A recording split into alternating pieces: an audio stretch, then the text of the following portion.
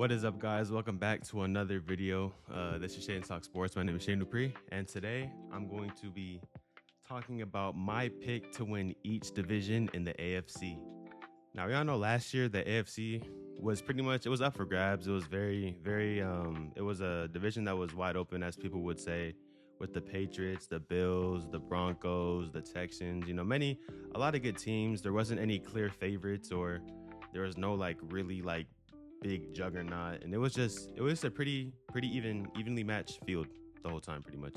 So first off, we're gonna start with the AFC East, and my pick is gonna be my New England Patriots to win that division. And first off, I just want to talk about the fact that the Patriots they're coming off a Super Bowl year.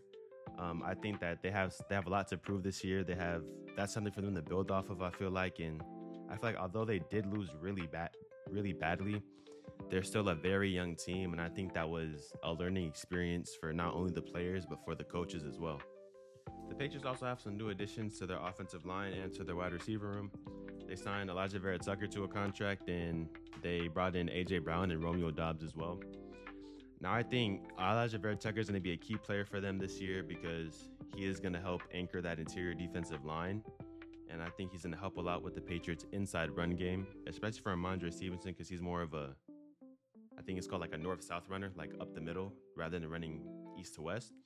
And he's going to be good in pass protection as well. And I also think this is good for Jared Wilson. He played guard for them last year, but now I'm pretty sure Elijah Vera Tucker is going to take his place at guard, and then he's going to get moved to center, which is good because that was his natural position in college. Now, I think the player to watch, the player that I think everybody is going to be paying attention to for the Patriots, is going to be Will Campbell, who is their left tackle, and his job is basically to protect Drake May's blind side. And we all know that defenses did get the best of him in the playoffs. He lost his matchups, and we all know how that resulted for the Patriots in pass protection. Yeah, it was definitely rough, but I just feel like he has a lot to prove this year, a lot to make up for, and we'll just see if he's truly deserving of that left tackle spot.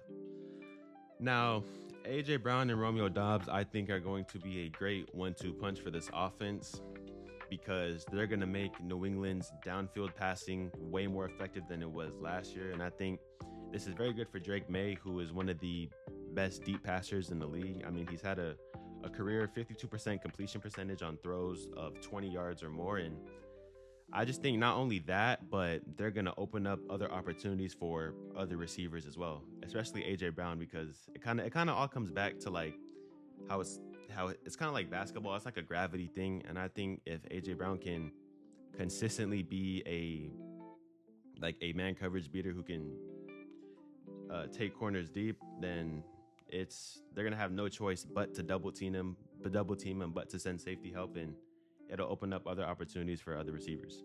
And they also have a pretty solid running back duo in Ramondre Stevenson and Travion Henderson. And with those offensive line improvements, like I said, I think they'll have an easier time finding gaps, and they'll be averaging more yards per carry, in my opinion. But I feel like we have to get Travion Henderson way more involved. I think he was a great player for us last year. He had a few explosive plays. We know what he can do when running outside, and we just need Ramondre Stevenson to hold on to the ball, man. He had a fumbling problem like the first 3 weeks of the season, but he kind of picked it up after that, and he was even like a contributor in our short passing game a little bit. So I also think that we'll have a solid running back room as well. Now, if everything works out like it should, I do think that defenses will have to stay honest when playing the Patriots, which basically means that they'll have to respect both the run and the pass. And I just think, especially last year in the playoffs, they had trouble with that because they couldn't generate a consistent passing game or a consistent running game, which was why their offense was only averaging I think anywhere between 16 and 20 points per game.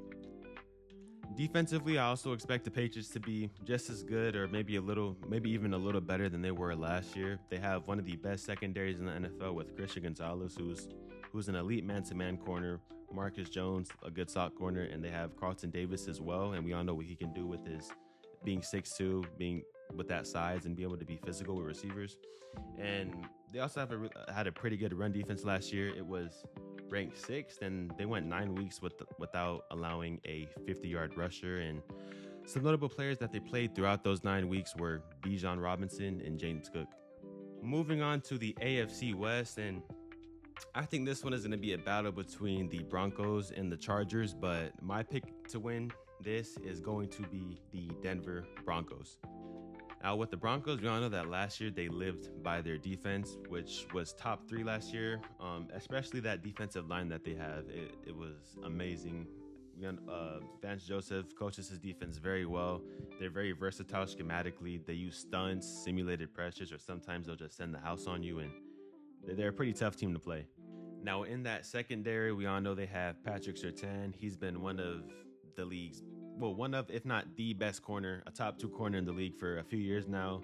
He has a Defensive Player of the Year to his name, and just what he can do to consistently lock down and man and zone, he's just a Swiss Army knife on defense. And I think that as long as they have him, if he can stay healthy and anchor that secondary, that basically on almost every team, he completely takes out the receiver one from the game. So like one side of the field is shut down with him. And I just think that as long as they have him, their pass defense it'll stay solid.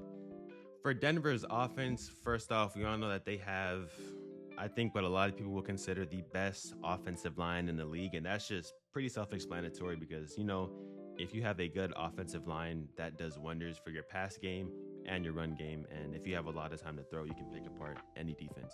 Going back to that run game, I do think if Denver wants to get back to the AFC Championship or even farther, just to make a deep playoff run in general, they're going to have to get their run game figured out. I felt like last year, their run game was very, very inconsistent. And at times, that was why they had a bunch of these like low-scoring games because they just couldn't get the run game going. Now, for Denver's passing game, I think that this year they will have one of the best receiver duos in Jalen Waddle and Courtland Sutton because I think that they do complement each other very well. Because Jalen Waddle impacts the game with his speed and quick route running. I think he can beat defense vertically and man to man, and I also think that he can also beat defenses sideline to sideline, whether that's running crossing routes, sharp in routes, or sharp out routes. And I just feel like when you pair that with Courtland Sutton, who is really your prototypical X receiver, he's 6'4", 216. He's also a solid route runner himself, and he's going to be more of their contested catch guy, on yes-no reads, back shoulder fades, and just overall, just like he's like your 50-50 ball guy. And I just think that this is a well-rounded duo. And in terms of alignment, I do think Sutton is going to be spending most of his time lined up on the outside. That's not the only thing he can do, but I feel like he's going to be doing that the most, while Jalen Waddle is going to be doing a little bit of everything because he can work both outside and inside. So yeah, Denver is my pick to win the AFC West, but I do think that it'll be a good fight between them and the Chargers. I wouldn't be surprised if the Chargers won either, but I just think that like on paper, from what I can see, from what they showed me last year, I'm gonna go with the Broncos. For the AFC South, my pick is going to be the Houston Texans. Again, this is going to be a pretty well contested division it's going to be a top 3 race between them, the Colts, and the Jaguars. We all know the Jaguars, they're one of the surprise teams. We all know what Liam Cohen has done wonders for that offense. Trevor Lawrence was playing pretty well, towards the end of the season. We all know Parker Washington, he's been showing flashes in training camp, and we all saw like the explosive playmaker that he can be in that offense. And as for the Colts, though, I'm not sure how good Daniel Jones will be coming off an Achilles injury, but we know beforehand that the Colts they were putting up historic numbers on offense.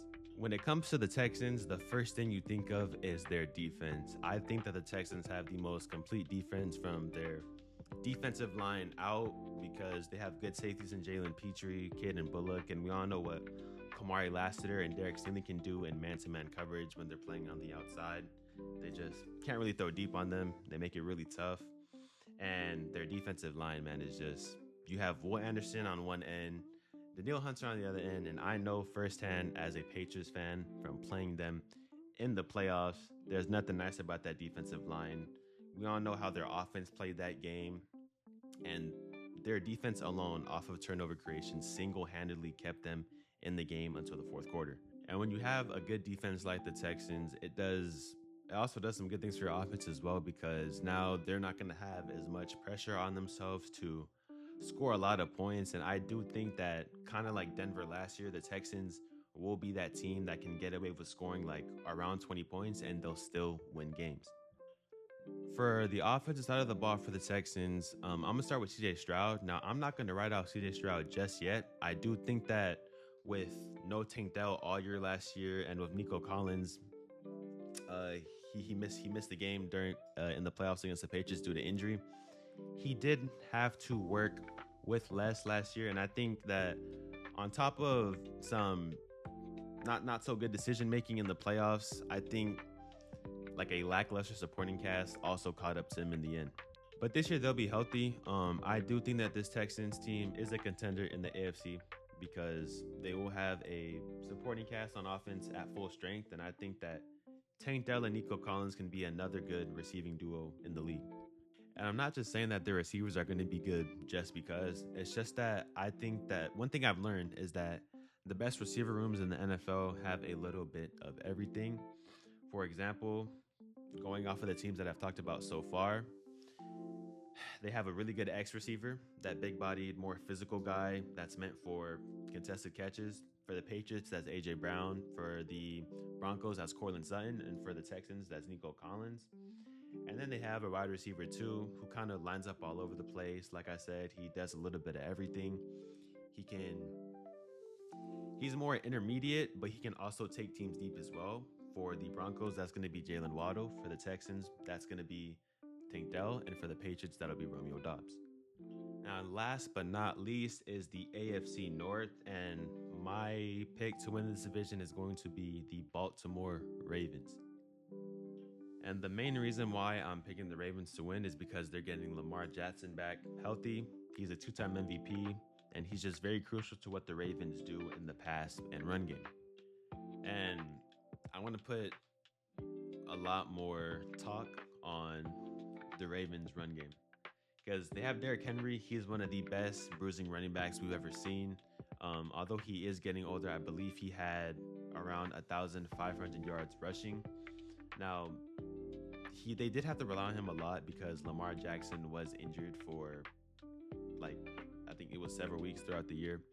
But I just think that the Ravens really need to stick to their run game this year, especially in the playoffs, because I feel like not many teams can contain Lamar Jackson and Derrick Henry on the ground. It's just really hard to stop, and I just feel like in the playoffs, a lot of the times what the Ravens would do is they just go away from what got them there, which is running the football.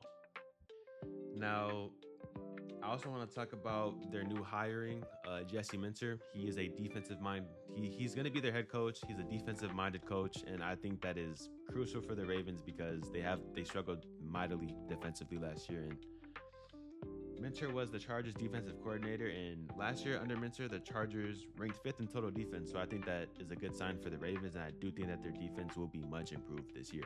I also want to talk about the Ravens' new rookie offensive lineman, Vega Ioane.